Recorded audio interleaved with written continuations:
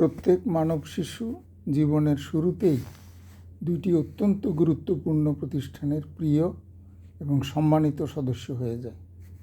একটি পরিবারের, অপরটি রাষ্ট্রের।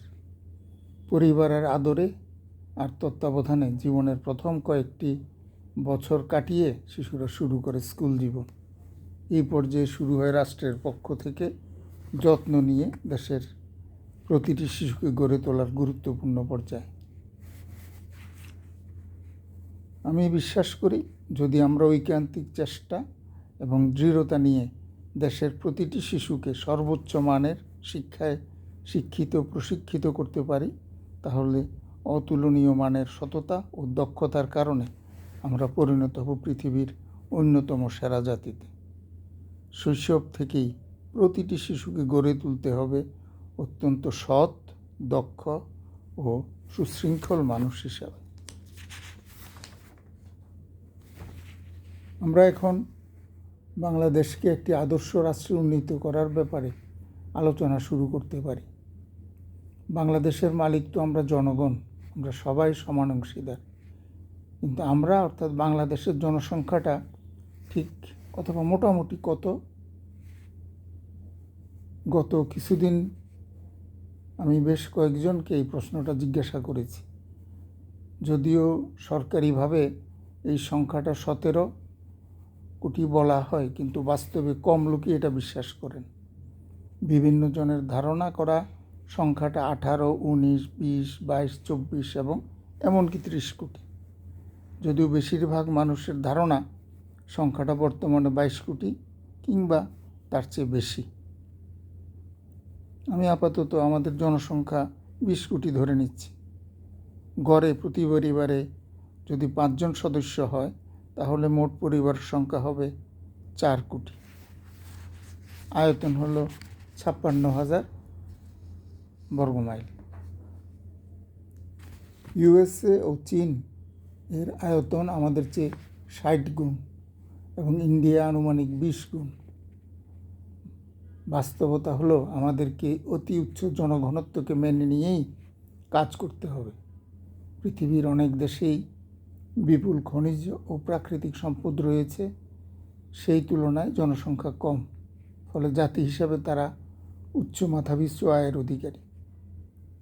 তবে উল্লেখযোগ্য ব্যতিক্রমও রয়েছে। তেমন কোনো প্রাকৃতিক সম্পদের অধিকারী না হয়েও আমাদের কাছাকাছি দেশ সিঙ্গাপুর ও জাপান শিক্ষিত প্রশিক্ষিত জনগণের এবং সুশাসনের কারণে উচ্চ জীবনমানের অধিকারী। আমাদের উত্তরণের পথ একটি: দেশের প্রতিটি শিশু, কিশোর, কিশোরীকে উচ্চ মানের শিক্ষা এবং প্রশিক্ষণের মাধ্যমে ভবিষ্যতের জন্য গড়ে তোলা। এটা হওয়া উচিত আমাদের জন্য জাতি হিসেবে প্রথম এবং প্রধান করণীয়। এই লক্ষ্য অর্জনের জন্য পুরো জাতিকে একমত ও ঐক্যবদ্ধ হয়ে সুনির্দিষ্ট পরিকল্পনা মতো দৃঢ়ভাবে এগিয়ে যেতে হবে। আমাদের দেশের মানুষ এখন খুব গুরুত্বপূর্ণ মনে করে একটি সার্টিফিকেটকে। কিছুদিন আগেও এটা ছিল জমির মালিকানা।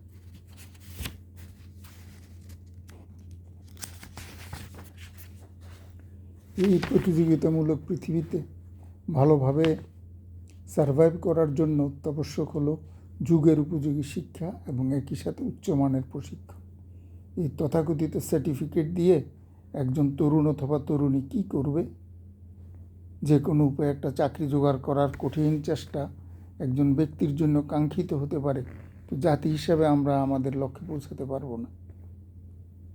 বর্তমানে আমাদের শিক্ষার যে মান, তা কোনোভাবেই গ্রহণযোগ্য নয়। তাহলে জাতি হিসাবে আমাদের কি করতে হবে? আমাদের বিদ্যমান সামাজিক অবস্থায় তুলনামূলক উচ্চ আয়ের আনুমানিক 5% মানুষ তাদের সন্তানদের ইংলিশ মিডিয়ামে পড়াবেন। এটা স্বাভাবিক। আবার বিশেষত ধর্মীয় কারণে আরও 5-10% নাগরিক তাদের সন্তানদের মাদ্রাসা শিক্ষায় দেবেন। এটা বাস্তবতা এবং আমাদের সবার মেনে নেওয়া উচিত। প্রাথমিক শিক্ষা সরকারি স্কুলে অবৈতনিক হওয়া সত্ত্বেও মাদ্রাসায় পড়ুয়া ছাত্র এবং ছাত্রীর সংখ্যা অত্যন্ত দ্রুত বাড়ছে।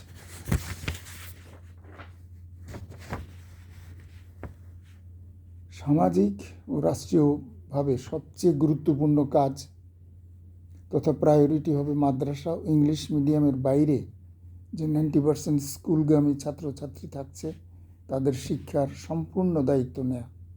ক্লাস 1 থেকে 10 পর্যন্ত উচ্চমানের শিক্ষা ও আনুষঙ্গিক সাপোর্টের ব্যবস্থা করা।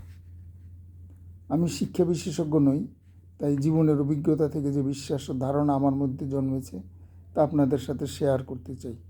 আপনাদের যাদের পরামর্শ আছে সেসব বিবেচনায় নিয়ে সংশ্লিষ্ট বিষয়ের বিশেষজ্ঞগণ ব্যাপারগুলো চূড়ান্ত করবেন।